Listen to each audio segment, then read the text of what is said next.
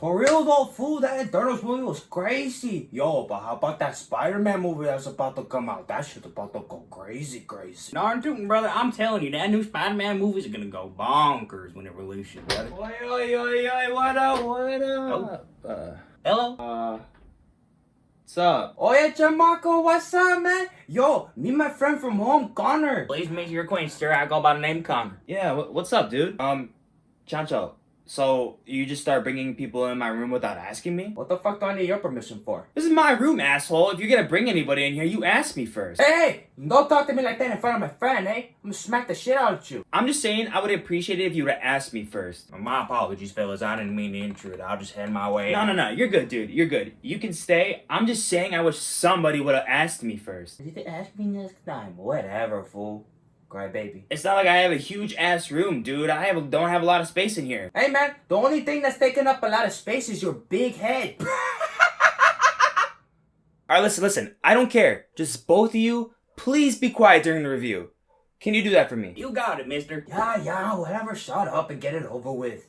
Thank you. What is up, my people? Welcome back for another album review on my channel. I'm your host, Naseem the Dream. Today I will be reviewing UK post-punk rock band Idol's Crawler. British punk rock outfit Idols has returned with their fourth installment to the discography, Crawler. Just by judging from their past 3 LPs in general, the band has so much to offer with their quality and music material. Particularly for me, after discovering the band off their Ultramano, I am very more than impressed with what the band has been demonstrating. Also, along with that, Joy is an Act of Renaissance and Brutalism have also been great records from the band as well. To start off the record, we have a super suspenseful intro called MTT 420RR. On the intro, we have a very calm vocal performance from frontman Joe Talbot. The track seems to almost absorb energy to produce some kind of powerful take that keeps foreshadowing when he says, "Are you ready for the storm?" Yes, I am ready. But the thing that kind of took my breath away is what inspired this particular track. That being the near-death experience from a car crash with Joe going at nearly 130 miles per hour. So to understand the track better, the track is basically a metaphor to how lucky Joe is to be alive. Then we enter the second track, The Wheel, that has these growling guitars and bass combinations with Joe speaking on poetically about the cycles of alcoholism. The relation to the track specifically has to do with Joe and the relationship with his mother, who unfortunately died of alcoholism. Lots of raw instrumentation so far. I'm liking what Idols is putting on the table. Then we're back on the track Car Crash, which is a track I reviewed on my Singles of the Week videos. The song gives an impression that a nuclear warfare is about to be set off. With the sounds coming in onto this track, the song gives off the impression that a nuclear warfare is about to be set off. The track just feels poetic that the way the band expresses their emotions into words. The vocal processing is particularly different on the track, granted, from most of the record. With the most intense hardcore vocals, they come in a little bit more softer than usual. Particularly on this track, which I feel more intense as Joe gets louder and louder with these verses. Now with the track New Sensation, now we're getting started with the familiar rock grooves that the band is known for. The whole track has this aggressively ass-shaking vibe. It's honestly kind of hilarious. Continuing on to the track Beachland Ballroom, we have a guest producer from Kenny Beats working with the guitarist Mark Bowen on the track. Getting into the concepts for this track, the song addresses healing or the coming back from experienced trauma in the past. The intensity displayed has a harrowing after effect. Understanding the pain and going through and trying to control the emotional trauma one goes through is a thought that can leave you feeling pretty empty inside. This is a powerful concept, powerful demonstration from the band, and the result is a great song. Then on the song Crawl, the song essentially is about continuing through the struggles of addiction and continuing through the pain and suffering, whether how you choose to survive through it, and hence the meaning Crawl. This is such a great underlying thought to the track. Also, the instrumentation comes together wonderfully as well. Then when we reach the song Meds, the song poetically heads into the recovery stage. Although the way it's forged by the way it means to one's imposter syndrome and how others dwell onto another's imposter syndrome. There's some loud scratching sounds in the middle of the track that irk you to grind your teeth together. I wonder if that was supposed to be the metaphor to the addiction, the itch to be medicated. That one particular thing that you do when you get really anxious when it comes to maybe like biting your nails, grinding your teeth, maybe scratching on your skin. That's personally what I took away from the track, and if that's the case, that is an amazing attribute to put onto there. A physical feeling on top of a track to give you the real emotional experiences. And I love the way the band opens up the mixes on these tracks, like on the song Kelechi. Leading into it progressively, I gained such a massive appreciation at the way these synths are modified to hold on the immersive atmospheres with how gentle these acoustics go along with it. The fusions with these hard noises with soft embellishments just uphold so much chemistry to the whole record. Then we get to a short track onto the song Wizz that spazzes out of control, building the intensity for the next track,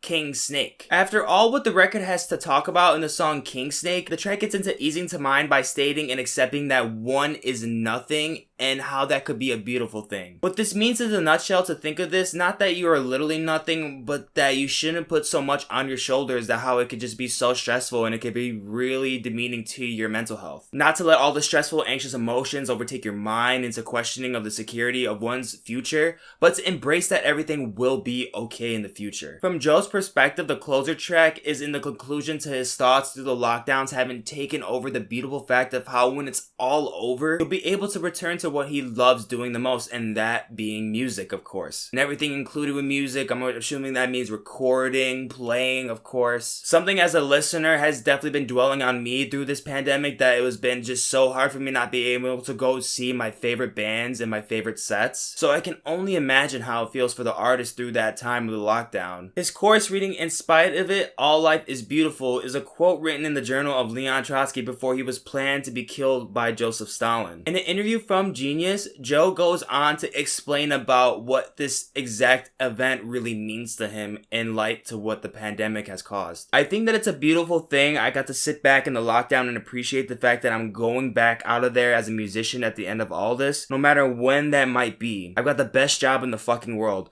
There's no depletion of my gratitudes, and there will never be. So in the symbolism of Leon Trotsky, that's who Joe views himself as in this particular track. No matter what awful things to come, he is still grateful that he's still going to be able to do what he wants to do in the future after all this is over. Overall, the magnitude of Crawler upholds has some of the most gifted poetics in punk rock record I've listened to. The structure of the story from start to finish upholds not only such a significance to Joe, but it can to the listener as well. To address the versatility of the band, I'm more than pleased with what I'm being presented continuously with the addition of this record. I am just very content to have the pleasure to even know and play this band, and not only that, but to share the band with you guys. I'm gonna give Idol's Crawler a 90%. As always, guys, thank you so much for watching the video. If you enjoyed, don't forget to hit the like and subscribe button. Down in the description, you'll see my tracklist ratings for each track on the album, and also you'll see the links for my social media accounts so you can keep up with me on the daily. And also don't forget to share the video if you enjoyed as well, and I'll catch you guys in the next review.